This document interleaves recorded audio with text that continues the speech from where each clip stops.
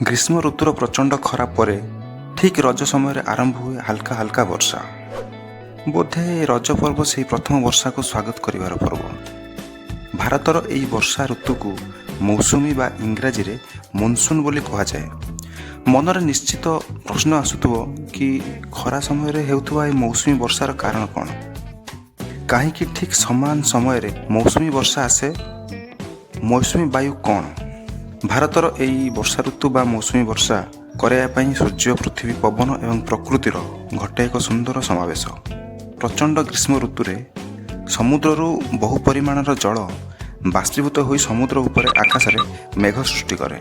ଗ୍ରୀଷ୍ମ ଋତୁର ଅତ୍ୟଧିକ ତାପମାତ୍ରାରେ ଭାରତର ଉପରେ ଥିବା ତିବ୍ବତ ପ୍ଲାଟ୍ୟୁ ବହୁତ ଗରମ ହୋଇଯାଏ। ଆଉ ଯେଉଁ ସ୍ଥାନ ବହୁତ ଅଧିକ ଗରମ ହୁଏ ସେହି ସ୍ଥାନରେ ଲୋ ପ୍ରେସର ସୃଷ୍ଟି ହୁଏ। ସେହି ସ୍ଥାନରେ ଲୋ ପ୍ରେସର ଥିବାବେଳେ ସମୁଦ୍ର ଉପର ଆକାଶରେ ଅପେକ୍ଷାକୃତ ହାଇ ପ୍ରେସର ଥାଏ। ଆଉ ପବନର ଏକ ନିୟମ ଅଛି, ପବନ ସବୁବେଳେ ହାଇ ପ୍ରେସରରୁ ଲୋ ପ୍ରେସର ଆଡ଼କୁ ଗତି କରେ।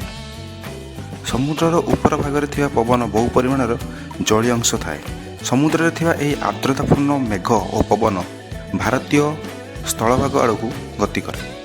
ଏହାକୁ ହିଁ ମୌସୁମୀ ବାୟୁ କୁହାଯାଏ। ଏହି ମେଘରେ ଏତେ ପରିମାଣରେ ଜଳ ଥାଏ ଯେ ସେ ବର୍ଷା ଋତୁରେ ସାରା ଭାରତରେ ବର୍ଷା କରାଏ। ଯେତେବେଳେ ଏହି ଆର୍ଦ୍ରତାପୂର୍ଣ୍ଣ ବାୟୁ ହିମାଳୟ କିମ୍ବା କୌଣସି ବି ପର୍ବତମାଳା ଉପର ଦେଇ ଗତି କରେ, ଏହା ଉପରକୁ ଉଠି ଥଣ୍ଡା ହୋଇ ପ୍ରବଳ ବର୍ଷା ସୃଷ୍ଟି କରେ। ଏହାକୁ ହିଁ ଭାରତର ମନସୁନ୍ ବା ମୌସୁମୀ ବର୍ଷା ବୋଲି କୁହାଯାଏ।